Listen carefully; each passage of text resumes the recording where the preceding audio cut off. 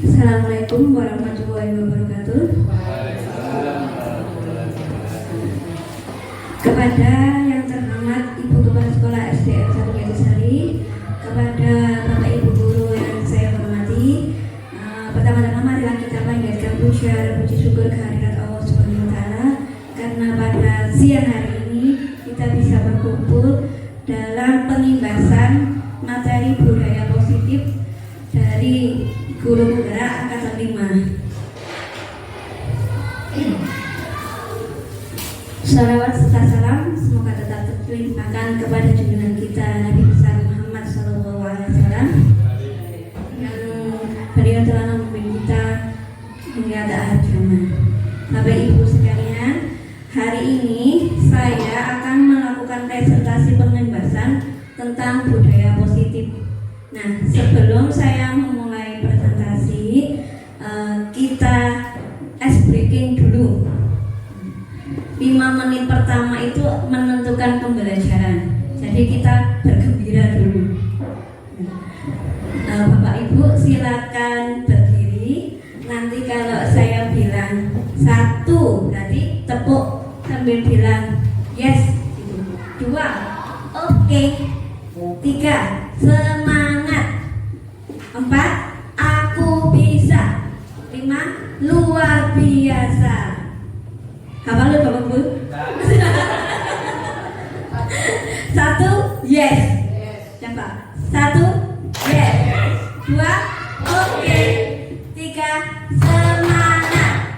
4, aku bisa. 5, luar biasa. Sudah siap?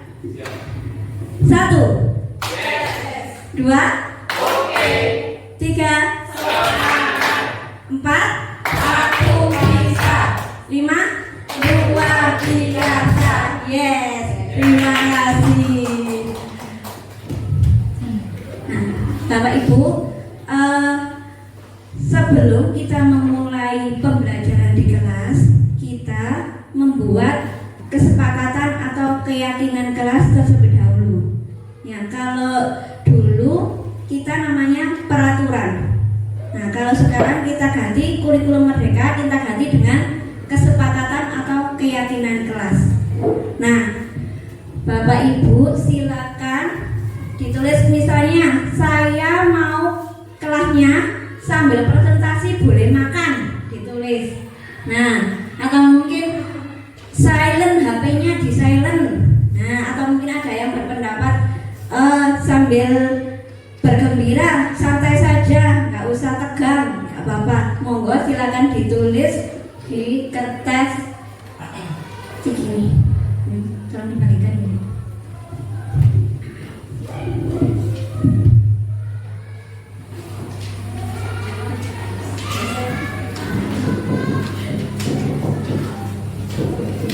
Satu orang satu.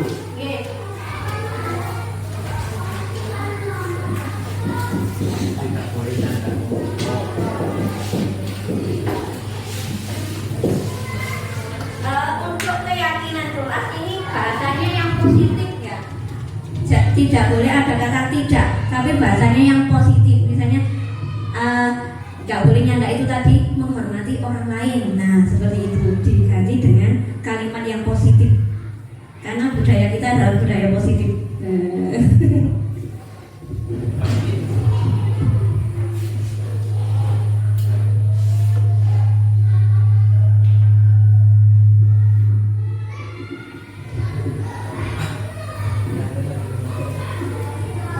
Monggo yang sudah menulis silakan ditempel di depan, di bawah kesepakatan kelas.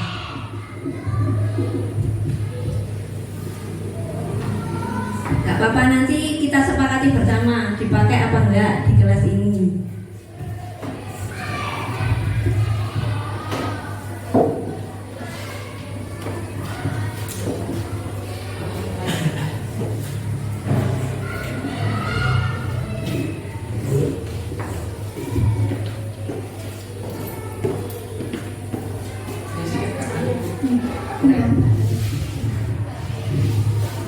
Nah, kelihatannya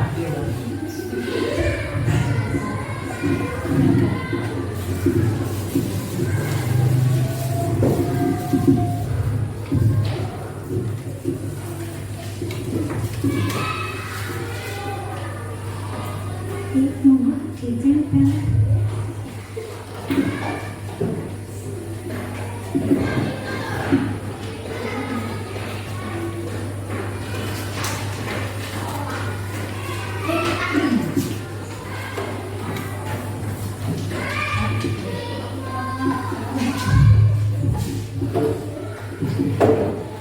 Punya nyobain.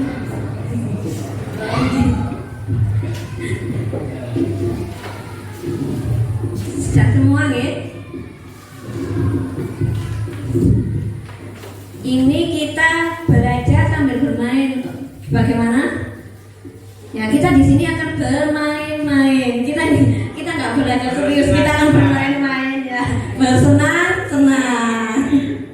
Sepakat? Bersenang-senang. Santai tapi serius. Sepakat? On time. Oh iya, nanti on time Pak Sigit tolong jadi timekeeper saya ya. Menjaga fasilitas kelas secara bersama. Bagaimana? Nah ini mungkin kebersihan gitu ya.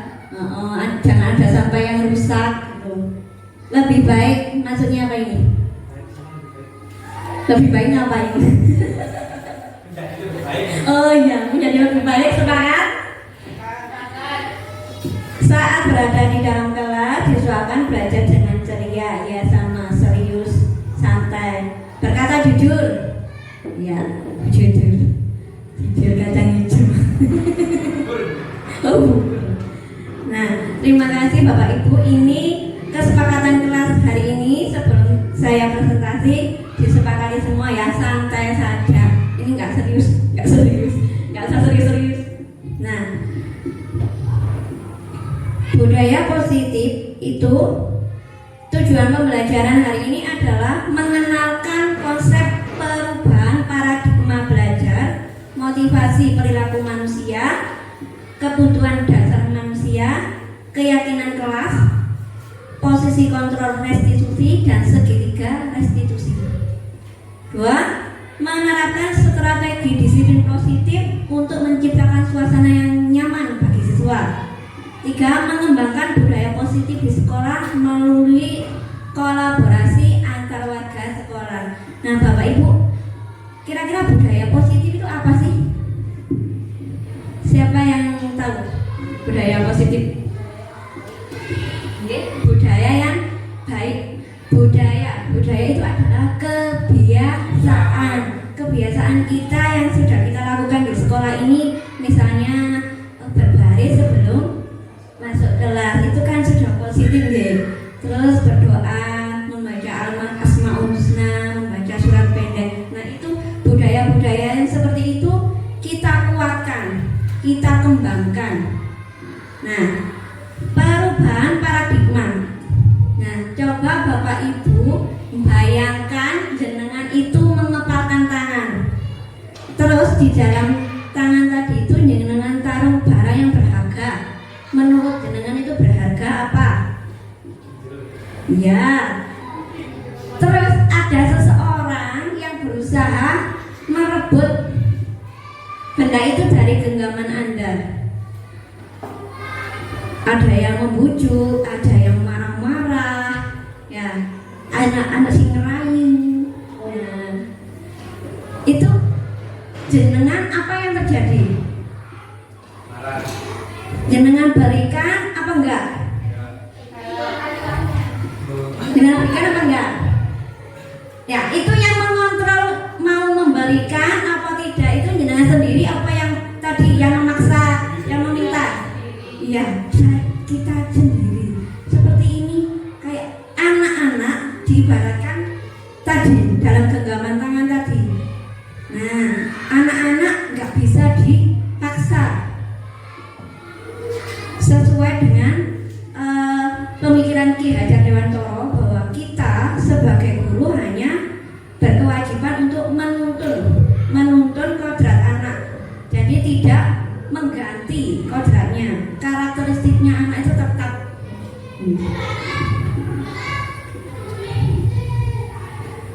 teori kontrol. Nah, tadi yang bisa mengontrol kita memberikan benda itu kepada orang lain adalah diri kita sendiri ya. Seperti itu, guru juga tidak bisa mengontrol anak. Kita harus mewujudkan, mengeluarkan motivasi intrinsik dari dalam diri anak sendiri. Ya, nggak ada paksaan, nggak ada hukuman. Ya, teori kontrol menurut William itu sudah digeser pemaknaannya. Menurut penelitian itu adalah ilusi guru mengontrol siswa, bahwa selama ini guru berhak mengontrol siswa. Aku loh guru nih, sampeyan kudu manut aku. Nah, paradigma seperti pemikiran seperti ini itu sudah ada sejak zaman dulu. Arek-arek kudu manut lah, wong aku guru nih kok. Ya, saya yang memegang kontrol. Padahal sebenarnya yang memegang kontrol itu adalah anak-anak sendiri. Dua, ilusi bahwa kritik dan membuat orang merasa bersalah dapat menguatkan karakter. Nah, biasanya kita itu sama ini, ya pasti ini keliru. Ya, membuat anak merasa bersalah. Kita berharap anak akan berubah dengan kita membuat mereka bersalah itu, kita berharap anak-anak akan berubah. Padahal mereka akan merasa berubah dulu, balik meneh. Iya, kalau ada gurunya sesuai dengan apa kata gurunya. Nek kalau gurunya balik meneh. Ya. Ilusi bahwa semua penguatan positif itu efektif. Apa penguatan positif? Penguatan positif itu adalah rayuan. Nah, biasanya dibujukan. Nah, rayuan atau bujukan. Oh, dilem, dibujuk. Mesti ya, iki kok manut aku. Tidak. Itu hanyalah ilusi. Enggak semua orang, enggak semua anak lek dibujuk, dirayu itu manut. Nah, yang terakhir, ilusi bahwa orang dewasa memiliki hak untuk memaksa. Ya, itu seperti tadi, guru mengontrol siswa, aku luwih gede, awakmu sik cilik, kudu manut aku.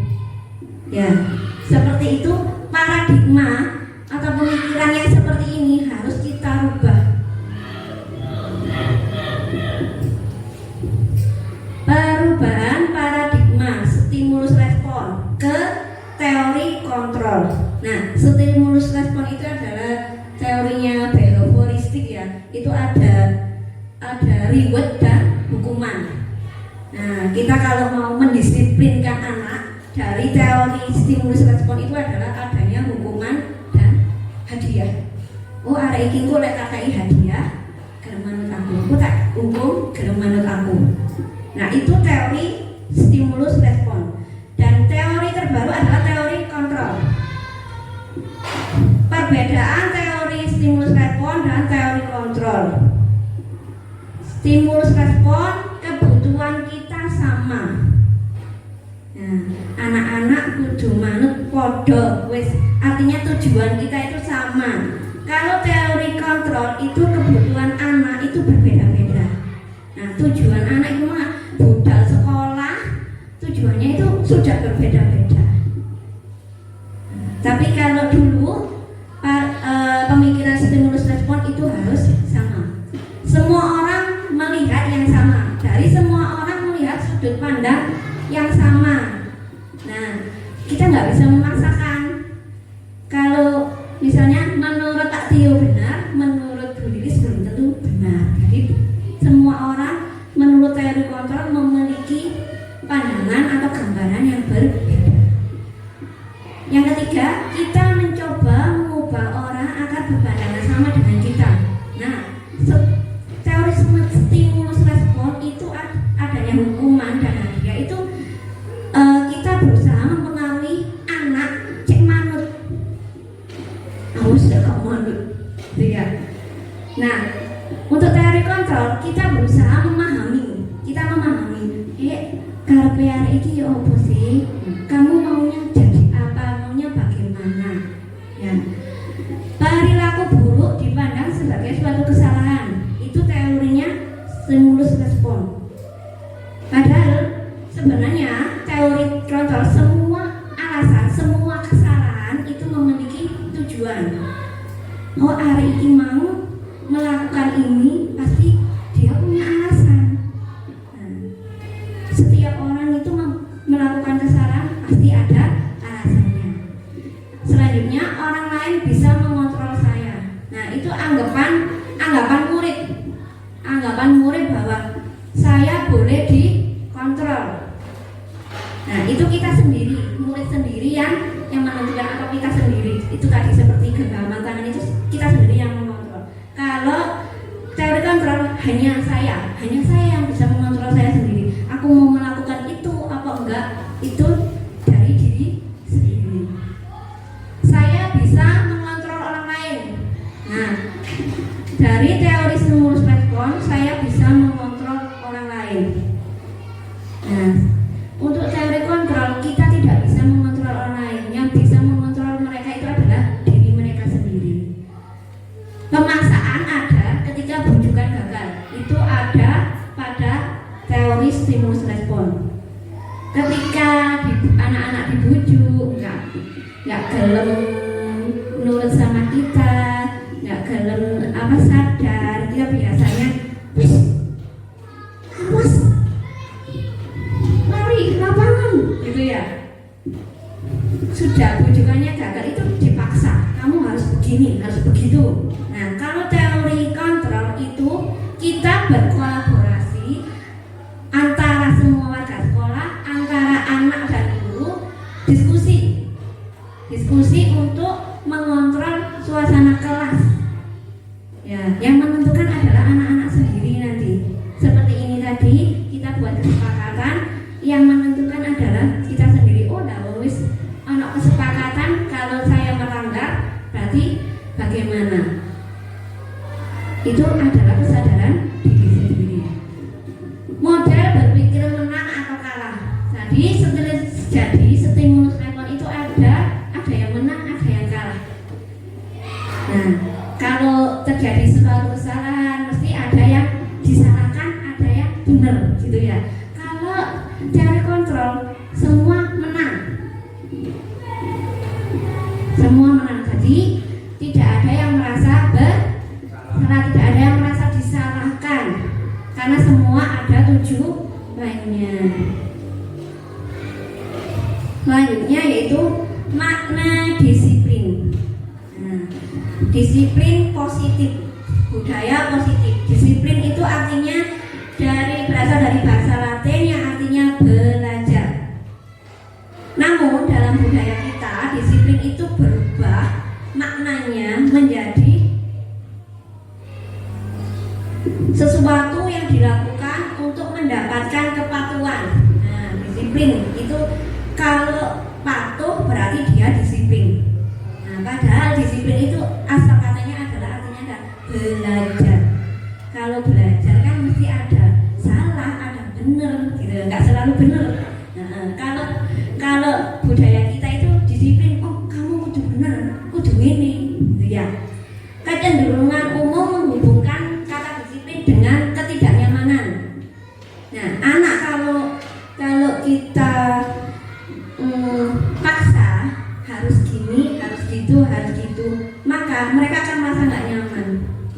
Tapi kalau mereka dari dalam diri sendiri, oh iya, sesuai dengan apa yang mereka hargai, oh iya, iki apik gaya aku,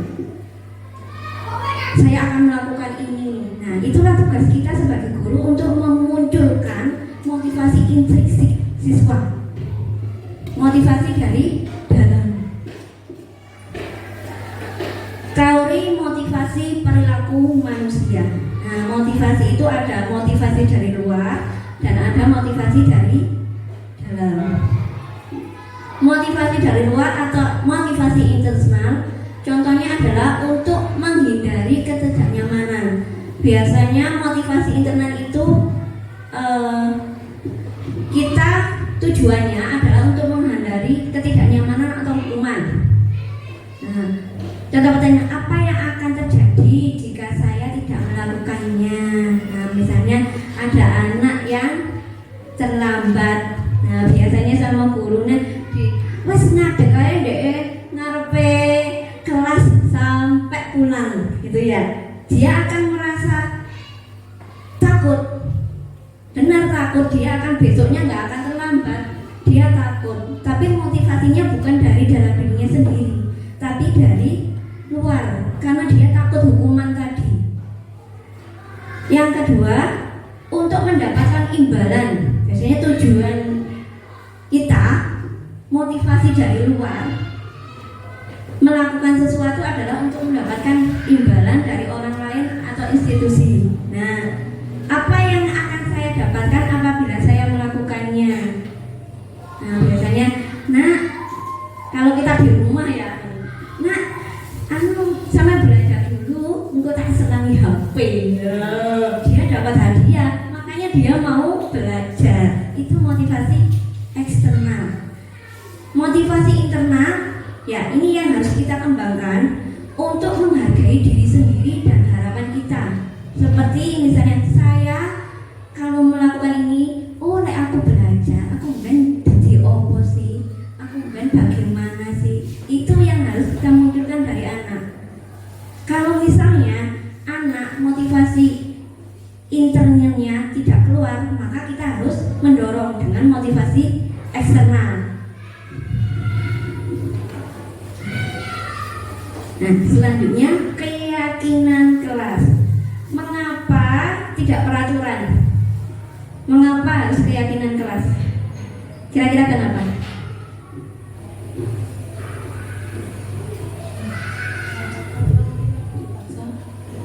Kalau peraturan mungkin lebih dipaksa. Nah, kita lihat mengapa kita memiliki peraturan tidak boleh terlambat masuk sekolah. Mengapa kita punya peraturan tidak boleh membuang sampah sembarangan, tidak boleh membuang sampah sembarangan? Sebenarnya tujuan peraturan itu adalah untuk mendukung motivasi intrinsik atau internal dan kembali kepada nilai-nilai universal dan lebih menggerakkan hati. Nah, kalau ada keyakinan kelas seperti ini, lah wong aku dhewe sing nulis, aku dhewe sing gawe, terus aku sing langgar iki piye, kan seperti itu. Kalau orang lain yang membuat peraturan, berarti kan bukan dari dirinya sendiri. Nah, seperti itu tadi. Kalau keyakinan kelas dibuat bersama dan disepakati bersama, nanti bisa timbul menggetar hati, kemauan dari dirinya sendiri. Nah, merdeka menurut Ki Hajar Dewanto. Merdeka artinya tidak hanya terlepas dari perintah, akan tetapi juga cakap memerintah dirinya sendiri. Nah, merdeka, aku mau dipaksa tadi, seperti tadi, tak jaluke aku, apa sih yang ditangani sama tak jaluke? Salah, aku tak ingin dirayu-rayu ya. Salah, nanti tak kasih ini, tak kasih itu, gak keren. Karena yang mengontrol diri kita sendiri. Nah, tapi merdeka menurut Ki Hajar Dewanto, merdeka kita adalah dibatasi dengan kemerdekaan orang lain. Nah, kita harus bisa, oh iya, misalnya, oh merdeka aku bebas, aku tak nyetel musik sih, iya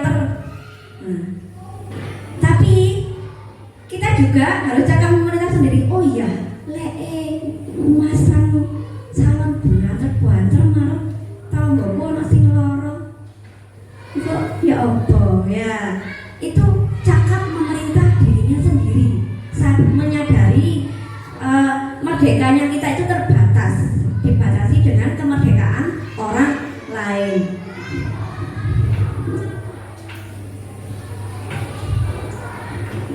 Nah, ini contoh perbedaan antara peraturan dan keyakinan kelas. Peraturan, kembalikan buku ke tempatnya. Kalau keyakinan kelas atau nilai-nilai universal yang dituju adalah tanggung jawab. Nah, keyakinan kelas itu lebih ke keyakinan universal seperti profil pelajar Pancasila itu kan kita yang satu ketuhanan yang Maha Esa, itu kan luas ya, luas sekali. Itu nilai-nilai universal, nilai-nilai yang diyakini oleh seluruh dunia. Dilarang mengganggu kelas lain. Nah, itu dilarang mengganggu atau nilai kebijakan yang dituju adalah menghormati orang lain. Nah, jadi kalau kita membuat peraturan kelas sekarang dilarang mengganggu, dirubah menjadi menghormati orang lain. Dilarang menggunakan kekerasan, berarti itu juga menghormati orang lain. Dilarang menggunakan narkoba. Keyakinan kelasnya adalah keselamatan dan kesehatan. Nah, nilai universalnya adalah keselamatan dan kesehatan. Dilarang bermain di luar kelas saat jam pelajaran. Itu adalah keselamatan dan keamanan kelas. Nah, Bapak Ibu paham di sini perbedaannya?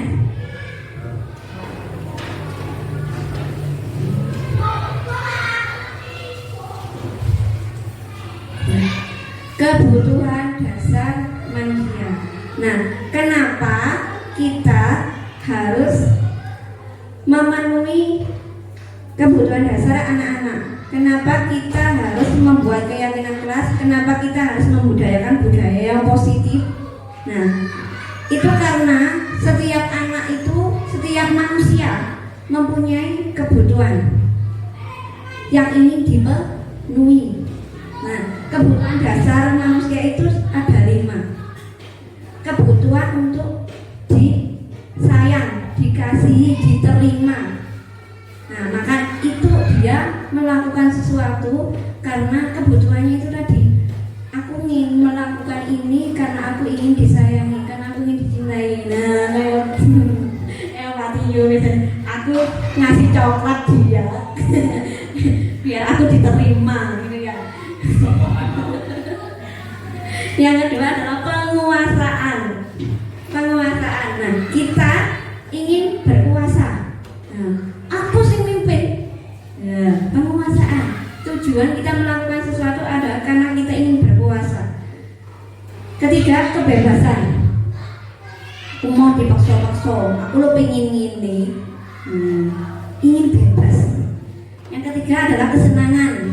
Misalnya Pak Tio senangannya futsal, saya senangannya mojo sambil baca buku, kan beda-beda kesenangannya sendiri. Kebutuhan kita apa? Tujuan kita melakukan sesuatu karena senang. Yang ketiga adalah kelima adalah bertahan hidup. Nah, ini contoh keluhan siswa. Misalnya namanya Dinda, ya. Dinda laporan sama ibunya pulang sekolah. Dinda tadi sekolah sama bu guru dikasih pelajaran terus pulang laporan nang ibu nang mamai. Bu, ibu guru bilang aku tadi tidak boleh bersenandung di dalam kelas karena kelas menjadi bising. Padahal loh bu, aku suka bernyanyi. Berarti itu kebutuhan Dinda adalah dia butuh kesenangan, dia butuh bersenang-senang. Tapi sampai bu guru dilarang kalau nyanyi, suaranya jembreng gitu kalau bu gurunya. Terus yang kedua, Dinda juga bilang, bu guru loh bu, hari ini nggak nyopok aku, padahal itu aku pakai jepit baru. Memang aku wirawiri di ngarepe bu guru, sliwar-sliwar kayak diperhatikan, bu guru kan nggak nyopok belas gitu ya. Cuek bu guru. Nah, berarti kebutuhan Dinda ini apa? Dia ingin disayangi, ingin diterima. Selanjutnya bilang juga, bu aku yuk sebeli kok nang bu guru. Masa gambarku kurang bagus, terus banyak coretan itu sudah diberitahukan ke teman-teman di depan kelas. Aku lah malu tak bu, cuek aku nang bu guru. Nah, dia apa kebutuhannya penguasaan. Aku mau didodo-dodonoiku ya. Saya yang menguasai gambar saya. Nah, bukan bu guru. Ya, seperti itu. Terus yang terakhir, Dinda ya sambat. Aku bosen aku ambil pelajarannya bu guru. Gitu-gitu aja. Masa main dengerin bu guru tok ae. Tak bosen aku. Jadi itu dia kebutuhannya Dinda adalah ingin bebas. Nah, kita sebagai guru diusahakan untuk memenuhi kebutuhan siswa. Kebutuhan 5 dasar kebutuhan manusia tadi agar siswa bisa nyaman belajar. 5 selama ini ketika kita berusaha mempengaruhi orang lain, berusaha membudayakan budaya positif, mengembangkannya, kita mesti kan mempengaruhi mereka ya supaya mengikut budaya kita. Nah, itu ada 5 teori posisi kontrol. Posisi kontrol yang dianggap negatif itu ada 2, yaitu menghukum dan membuat orang merasa bersalah. Kalau menghukum, guru berbuat merhati, menunjuk-nunjuk, nah, nyindir-nyindir. Wadah, menurut orang manut awas kita nolai, kancing ini jam kelas mudah. Itu menghukum. Guru berkata, kalau kamu tidak melakukannya, kamu akan, nah itu tadi, kalau kamu tidak melakukannya, kamu akan saya kancing, terus tak tinggal sampai bunyi. Nah, itu menghukum. Nah, hasilnya apa? Kalau anak-anak kita perlakukan seperti itu, hasilnya mereka akan manut, tapi di dalamnya hatinya pegel, nolak. Ya. Masya aku juga nak ambil guru, karena itu adalah menyakitkan bagi dia. Nah, yang kedua adalah posisi membuat orang lain bersalah. Membuat orang lain bersalah, biasanya guru berceramah, menunjukkan kekecewaan.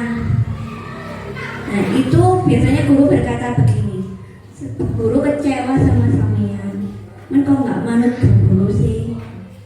Nah, itu membuat orang lain merasa bersalah. Hasilnya apa? Kalau kita seperti itu, maka anak akan menyembunyikan dirinya. Dia akan berbohong. Dia nggak bisa jujur.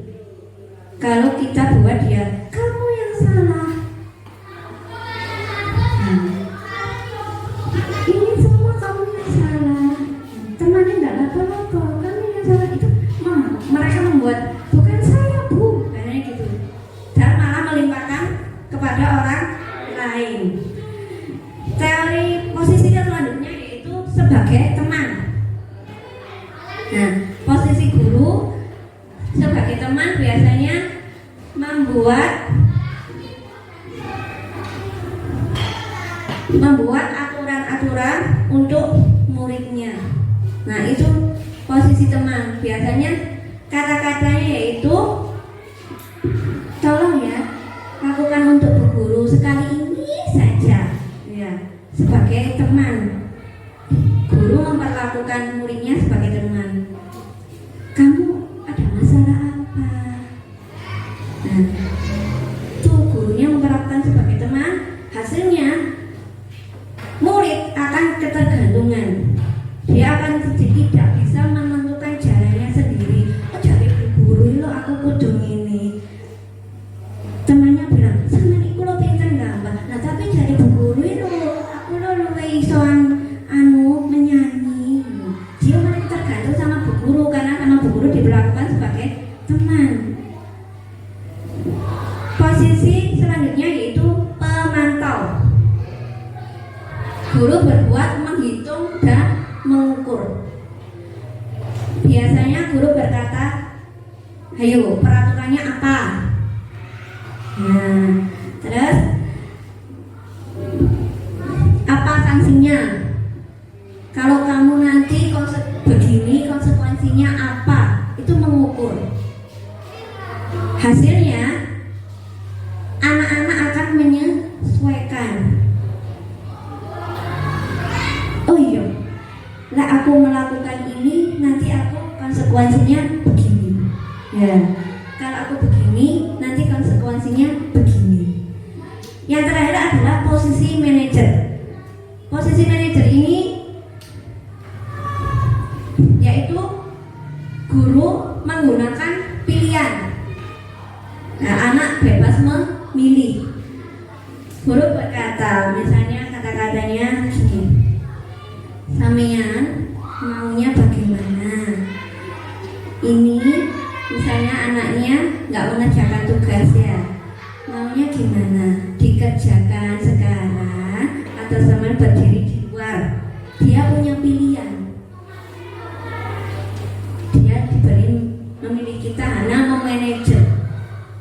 dikasih pilihan. Jadi kita tidak menentukan, kita tidak memerintah, tapi memberikan pilihan. Hasilnya dia akan semakin kuat, karakternya muncul. Oh yo lek arek iki akeh tenteng ngono ya, mbok dikonokno ya tetep didendeng. Kalau anaknya karakternya baik, dia akan berubah menjadi baik. Dikasih pilihan, oh yos, aku gini aja bu, saya tak kerjakan di sini, tolong kasih waktu. Ya.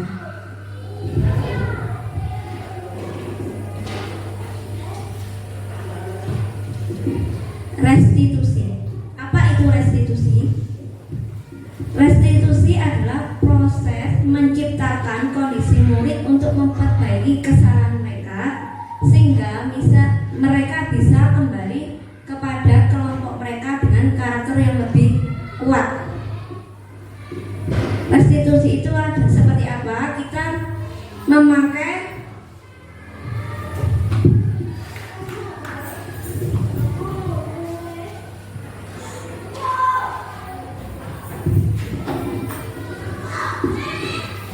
memakai segitiga restitusi. Segitiga restitusi ini gunanya apa? Untuk menangani anak yang bermasalah. Nah, seperti itu tadi kita tidak menyalahkan, membuat kesalahan.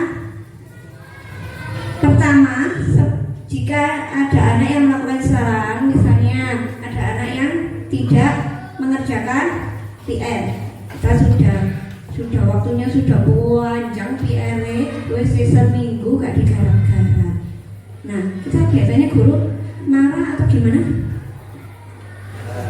Nih cegat, walah, guru mau PR soalnya sitok ayo, jawabannya panjang. Soalnya masih sitok garap-garap gitu ya. Nah, pertama yang kita lakukan adalah menstabilkan identitas. Kita mengajak diskusi anak tersebut. Nggak langsung wah kamu nggak mengajarkan PR, ayo keluar, saya tutup pelajaran ibu guru. Nah, kita ajak diskusi.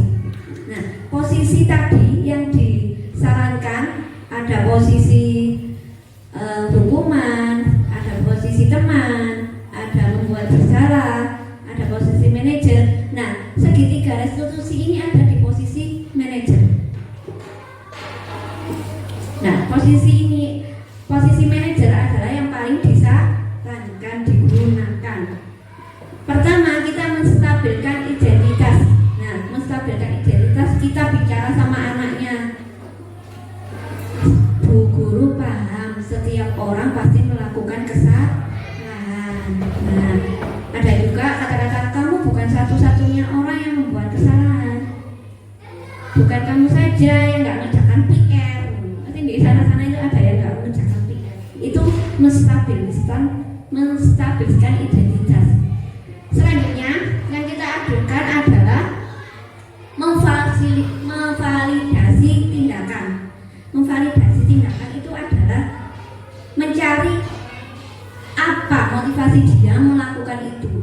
Nah, opo ose kok nggak mengerjakan PR? Kamu pasti punya alasan kenapa tidak mengerjakan PR. Nah, nanti dia akan menjawab sesuai dengan tujuannya sendiri. Nah, kita tidak menyalahkan, tidak moro-moro, nggak ngarep PR males gitu, enggak. Tapi dia punya alasan. Nah, kita menanyakan, adakah cara yang efektif untuk menyelesaikan PR ini, untuk menyelesaikan masalah sampean? Kita diskusi sama anak. Selanjutnya, setelah kita memfasilitasi tindakan yang salah, kita menanyakan keyakinan. Nah, keyakinan apa yang sudah dibuat di kelas? Nah, nilai-nilai apa yang kamu pahami, kamu maunya bagaimana? Itu meyakinkan dia. Nanti dari segitiga restitusi ini, anak-anak yang menentukan tindakannya sendiri. Jadi mereka menyadari apa yang saya lakukan ini salah dan saya yang memberi solusinya. Ya, mereka akan menemukan solusi sendiri. Ini adalah perbedaan hukuman, konsekuensi, dan restitusi. Hukuman sesuatu yang menyakitkan. Nah, sama lagi dihukum apa? Biasanya dihukum apa? Saya dulu pernah dihukum dicodok penggaris panjang. Nggak hafal perkalian dicodok penggaris ya. Hukuman itu adalah sesuatu yang menyakitkan. Kalau sanksi itu sesuatu yang harus terjadi. Jadi kalau kamu nggak melakukan ini, kamu harus begini. Kalau restitusi itu dia merupakan pilihan. Kamu mau begini apa begitu? Nah, itu restitusi. Anak diberi pilihan. Hukuman tidak nyaman untuk murid, apalagi untuk jangka panjang. Pasti bapak ibu di sini mesti pasti ada yang seiling, biar tahu dihukum gurune opo, mesti seiling ke bawah sampai dewasa, ya. Itu sampai jangka panjang. Kalau sanksi tidak nyaman untuk murid-murid atau anak, tetapi hanya jangka pendek. Sama enggak ini, sama kok ini. Iya, dia melakukan hanya sekali itu saja. Besok kita nggak tahu dia kembali ke melakukan kesalahan lagi atau bagaimana. Itu sanksi. Kalau restitusi menguatkan untuk murid atau anak dalam jangka panjang, karena dia menemukan solusi sendiri. Dia melakukan sesuatu timbul dari hatinya sendiri, nggak ada paksaan, nggak ono hukuman, nggak ono ribet. Mas yo sampean kate ini ora tak kai hadiah, itu timbul dari hatinya sendiri. Korban dalam hukuman, korban mendapatkan keadilan. Nah, biasanya oh iya ini yang salah, ini yang benar. Berarti yang salah dihukum. Nah, kalau sanksi, korban bisa diabaikan. Nah, sanksinya itu tadi sama begini. Tapi korban kenapa?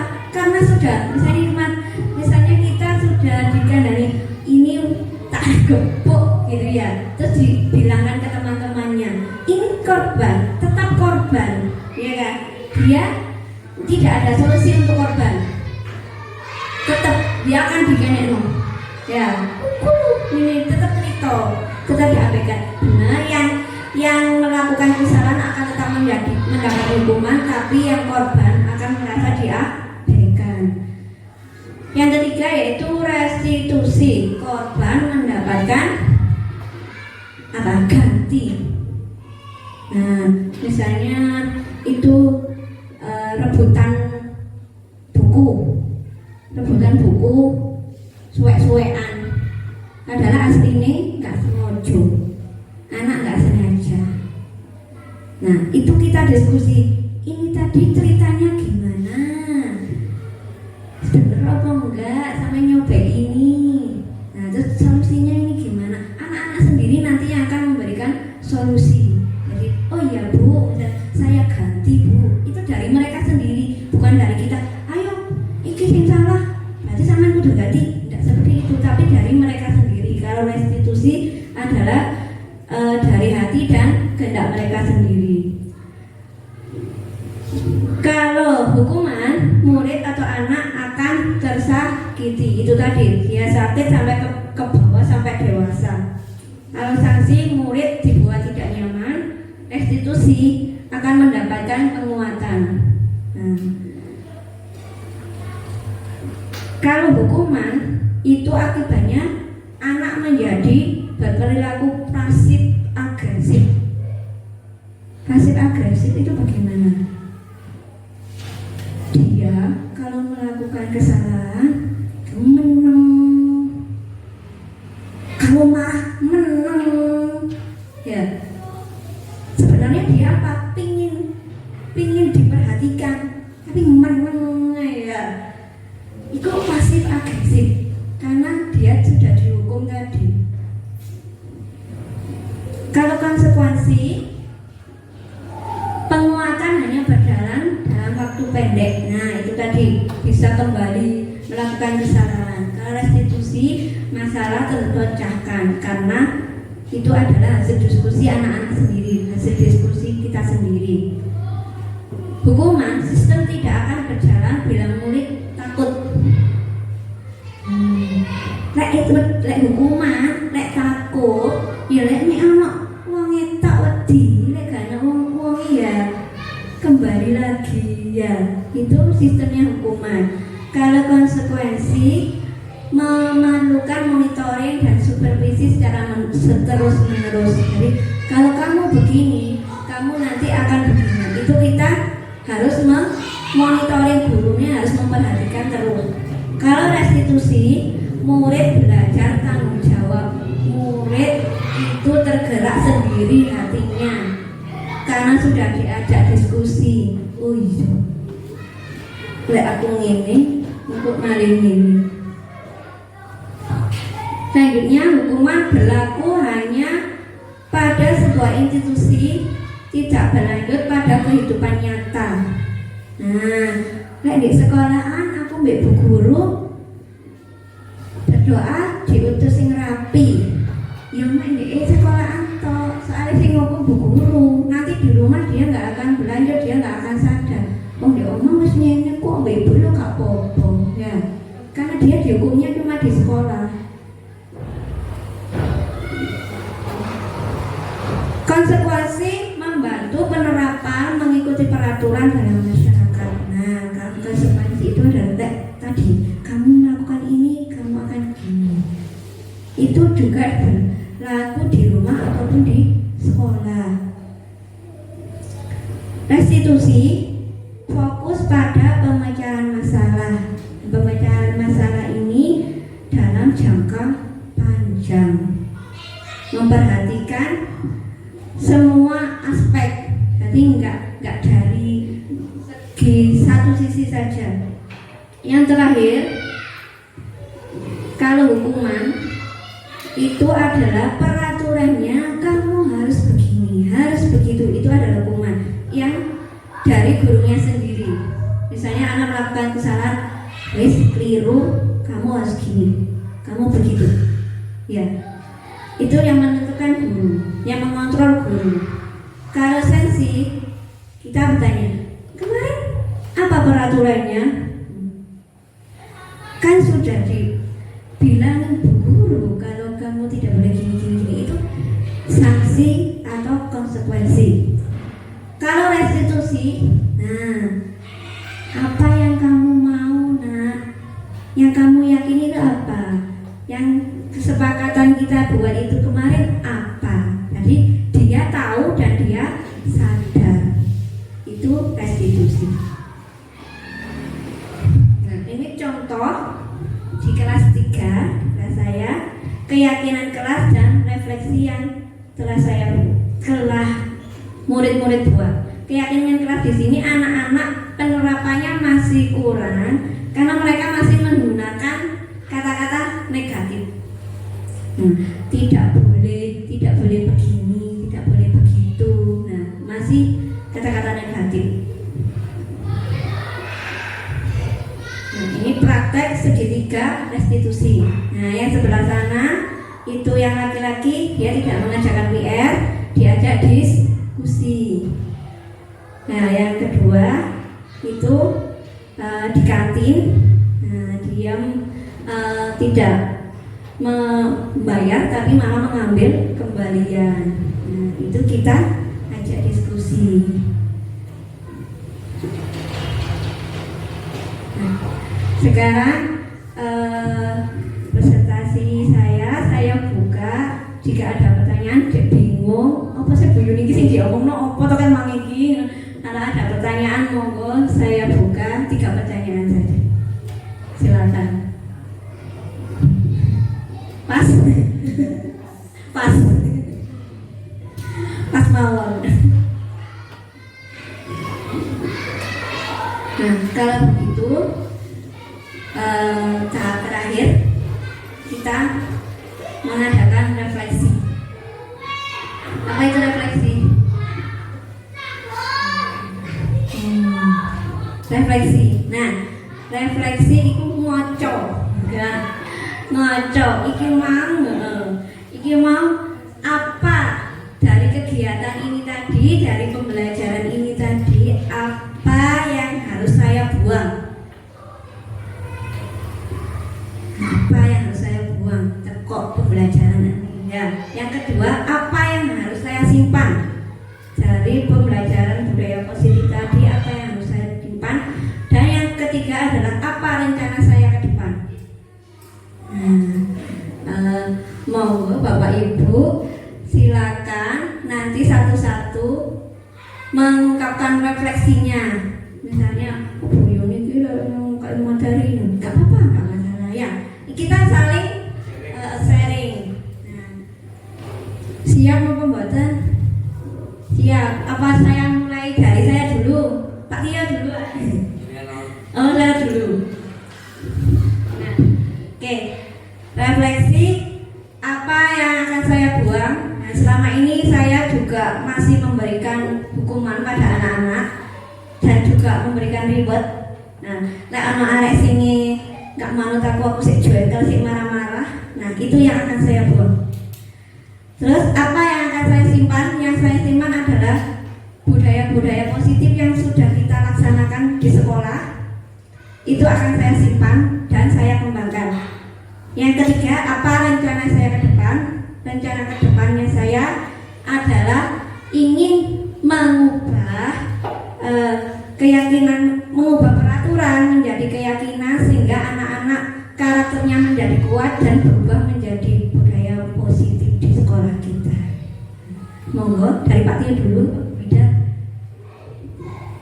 Pak Tio dulu.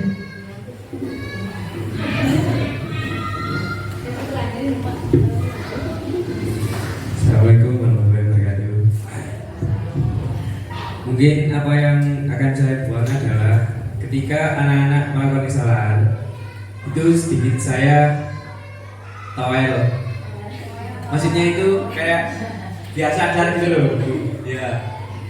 Nah, terus apa yang kita simpan adalah budaya-budaya tentang tepat waktu, terus perubahan-perubahan yang lebih baik. Itu yang akan saya simpan. Dan apa yang saya rencanakan adalah ketika saya mengajar, maka saya akan bukan hanya menjadi guru saja, melainkan menjadi teman, keluarga, dan juga seorang gurunya. Terima kasih.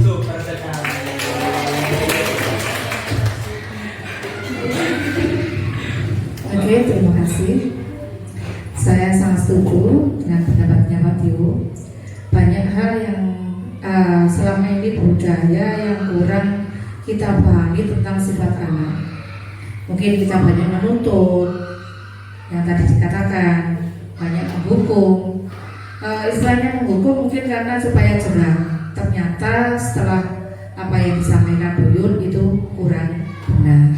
Itu yang mungkin harus dibuang. Kemudian apa yang kita simpan? Sesuatu yang sudah kita laksanakan selama ini ya kita simpan, dan kalau bisa semakin ditambah untuk kebiasaan kebudaya positif. Kalau bisa semakin ditambah, tidak hanya di situ-situ saja. Itu menurut saya. Kemudian apa rencana ke depan? Nah, rencana ke depan yang pasti apa yang sudah diterima, apa yang sudah disampaikan tadi, kita semakin mengembangkan, kita semakin memahami. Oh, ini tahu ternyata caranya untuk mengatasi anak yang tadi kejadian, mungkin anak bersalah, tidak hanya menyalahkan, tetapi bagaimana cara itu anak itu menghilangkan kenakalannya, menghilangkan kesalahannya, dan memahami salah kesalahan demi kesalahan untuk memperbaiki diri. Bapak Ibu, terima kasih.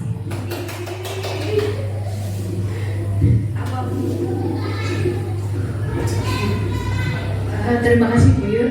Ini sedikit kebingungan sama pertanyaan sebetulnya. Pada kenyataannya kan kalau kita di kelas itu kebanyakan kita memberikan hukuman atas kesalahan anak-anak. Menurut jenengan kita memberikan hukuman itu sebetulnya perlu atau tidak?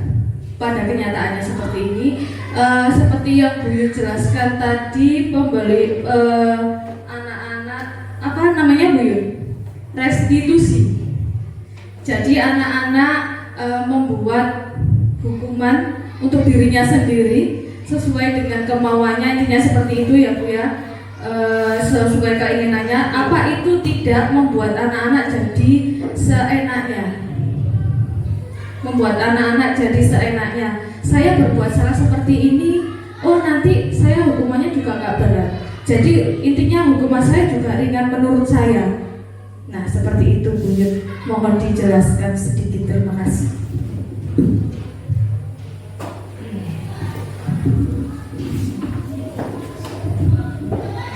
Baik, terima kasih pertanyaannya yang sangat luar biasa dari Bu Vivin ya. Apakah perlu kita menggunakan hukuman? Nah, restitusi ini nggak langsung saknya langsung anaknya berubah. Kita terapkan restitusi anaknya langsung berubah jadi Power Rangers gitu enggak ya? Nah, restitusi itu adalah proses yang panjang. Jadi apakah perlu kita melakukan hukuman? Perlu. Kalau memang restitusi itu restitusi adalah yang sangat disarankan, tapi tidak menutup kemungkinan restitusi itu gagal. Nah, kita menerapkan hukuman pada seseorang, menerapkan restitusi pada anak ini, menerapkan sebagai teman pada anak ini. Misalnya A sama B sama-sama direstitusi, hasilnya akan beda. Hasilnya berbeda antara satu anak dan satu yang lain. Nah, kalau kita misalnya restitusi itu sudah gagal, itu tadi yang ada boleh memberi hukuman. Seperti itu Bu Dewi. Monggo, ada lagi atau mau refleksi?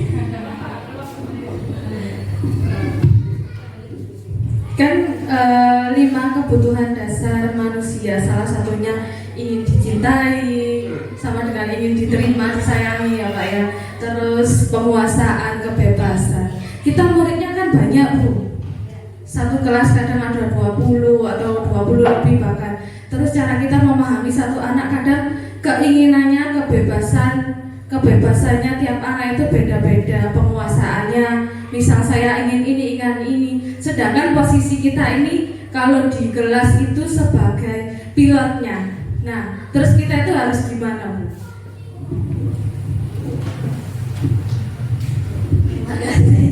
Kita posisi kita adalah manajer ya Bu ya. Itu kalau pilot itu kita manajer.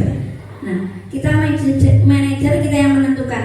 Kalau gini, ini kan ada hubungannya dengan implementasi kurikulum merdeka. Kalau kita sebagai guru penggerak, kita bukan diajari untuk mengimplementasikan kurikulum merdeka, tapi di guru penggerak kita diajari untuk menjadi pemimpin.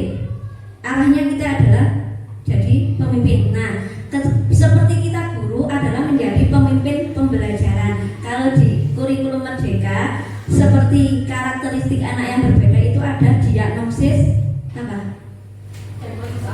Diagnosis awal. Nah, itu ketika kita masuk anak telat ditanya, "Samin telatnya kenapa, Nak?"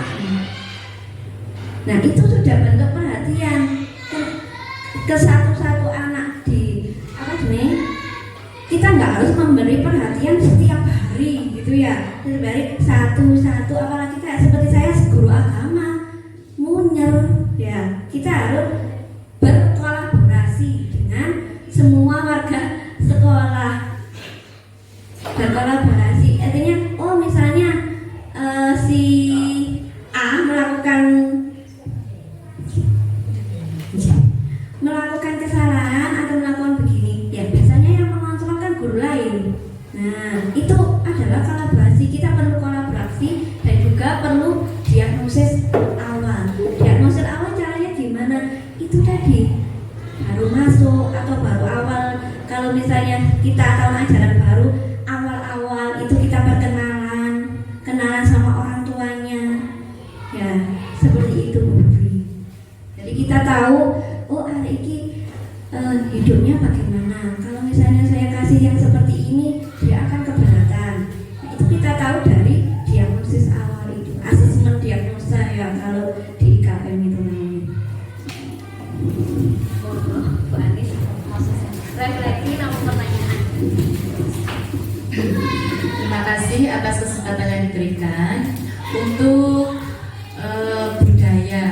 kontrol. Oh enggak. Ya, saya lanjutkan. Menurut saya, apa yang kita buat selama ini memang banyak sekali yang dilakukan oleh guru-guru ya. Itu memang kesalahan besar. Setelah saya mendengarkan presentasi dari Bu Yun, salah satunya entah itu mencubit, ya, menjewet, memukul, pasti ada dari beberapa kita itu yang masih kita lakukan. Dan insya Allah mari ke depannya itu kita kurangi, bahkan marilah kita buang seperti itu. Ya, itu menurut saya. Kemudian yang kedua, apa sih yang perlu kita simpan dalam materi ini tadi? Ya, itu tadi untuk mengembangkan kedisiplinan yang telah kita tentukan pada murid-murid kita, itu yang perlu kita simpan dan harus kita perjuangkan terus ya. Semoga anak-anak kita ke depannya menjadi lebih menghargai apa arti kedisiplinan seperti itu ya. Kemudian yang ketiga, apa rencana ke depannya? Nah, rencana ke depannya yaitu supaya anak-anak belajar lebih menyenangkan, lebih ceria, lebih asik, tidak tertekan di kelas. Kita harus bisa membuat anak-anak itu happy ya, dengan mengajak anak bermusyawarah. Kalau di saat belajar mungkin ada anak-anak yang berantem, terus akhirnya menjadi lebih ke fisik ya, melukai ke fisik dari anak yang satu ke yang lainnya. Lah, kita sebagai guru, kita dekati mereka, kita ajak ngobrol, kita musyawarahkan dengan baik, nanti jalan temunya akan ketemu ya, jalan temunya akan ketemu ya. Demikian yang bisa saya sampaikan, mudah-mudahan bermanfaat. Terima kasih. Luar biasa sekali Bu Ustazah. Kan guru kan Ustaz, kalau Islamnya nih Bu Ustaz, guru laki-laki, Ustazah guru perempuan. Oh biru. Ustaz laki-laki, Ustazah kan berarti semua ini ada Ustaz dan Ustazah.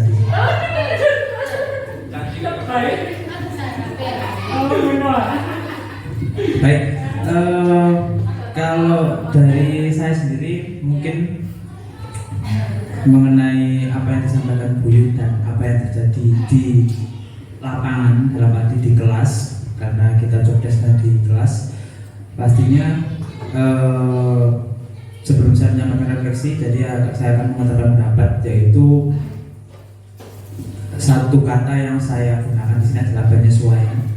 Dalam arti seperti yang disampaikan Bu Yun, kalau memang restitusi gagal, ya mau tidak mau ada tindakan yang harus diambil, ada langkah yang harus diambil guru. Tidak serta-merta kita memberi tanda kutip kebebasan kepada siswa, karena tidak semua siswa bisa memahami kesalahan dan konsekuensi yang akibat dari perbuatan mereka itu sendiri. Jadi ya mau tidak mau secara praktek, secara realnya ya guru memang harus lebih memegang kontrol. Ini pendapat saya. Nah, untuk apa yang perihal refleksi tentang yang harus saya buat khususnya sebagai guru, mungkin lebih ke seperti yang mungkin Bapak Ibu tahu, saya sering sekali memberikan hukuman pada anak-anak siswa saya khususnya di kelas 5, yang mungkin itu akan saya kurangi. Lalu apa yang saya simpan dari, khususnya setelah apa yang saya dapat dari materi dari Bu Yun, yaitu ya mungkin lebih meningkatkan upaya untuk melakukan penyesuaian yang seperti saya sampaikan tadi, dan rencana kedepannya yaitu lebih meningkatkan lagi dan lagi tentang pemahaman karakter siswa, agar penyesuaian restitusi dan apa yang harus dilakukan guru itu lebih maksimal. Mungkin itu aja dari saya. Terima kasih.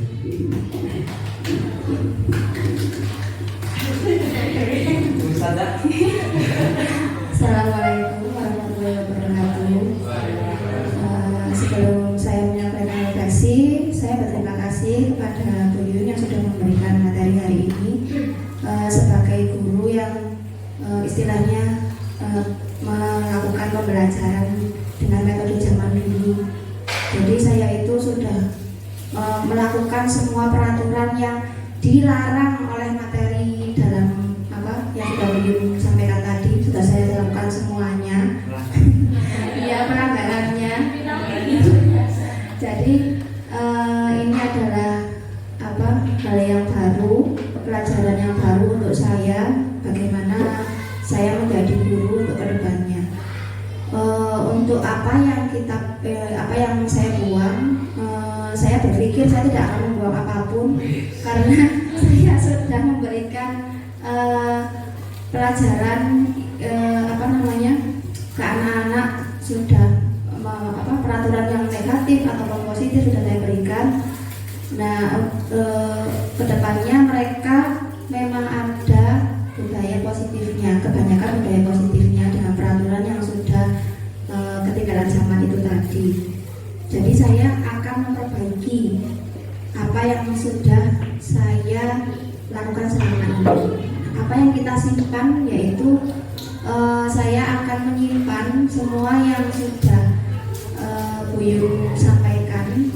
Restitusi yang baik, budaya yang baik akan saya simpan dan akan saya pelajari untuk kedepannya. Tidak akan saya sekedar lewat saja. Jadi bukan hanya sekedar teori. Saya berharap untuk kedepannya bisa melaksanakan juga ke dalam pembelajaran untuk anak-anak. Baiklah, itu yang bisa saya sampaikan. Wassalamualaikum warahmatullahi wabarakatuh.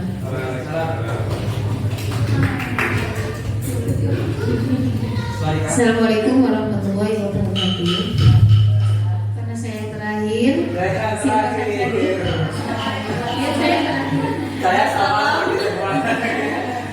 Saya awal dan terakhir. Saya ikut aja. Cuma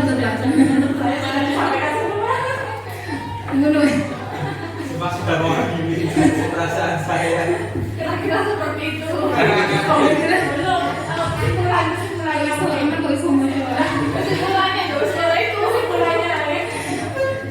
yang kita buang pasti ya amarah yang kita dengan berlebihan itu ya. Ada suami.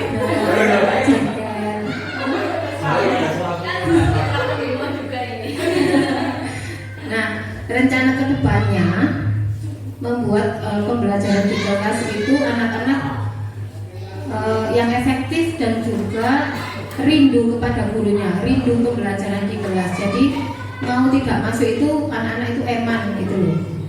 Nah, seperti itu. Karena saya basic ya, masih kelas 1. Anak-anak saya buat rindu gitu sama saya gitu. Rindu. Terima kasih sekian, terima kasih. Assalamualaikum warahmatullahi wabarakatuh.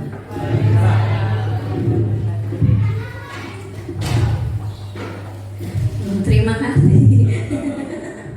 Nah, teman-teman semuanya yang sudah memberikan refleksi dan sudah memperhatikan presentasi saya ucapkan terima kasih yang sebanyak-banyaknya. Sudah ya? Sudah. Oh iya. Saya Ali. Wassalamualaikum warahmatullahi wabarakatuh. Pertama-tama silakan ada traktiran ini dari Bu Indah karena beliau sudah ulang tahun setiap hari.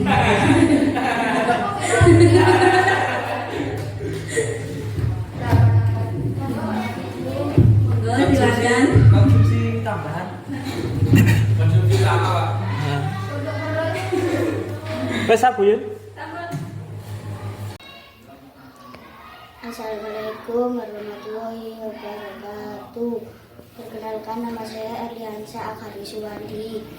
Saya sekolah di SDN 1 Jatisari.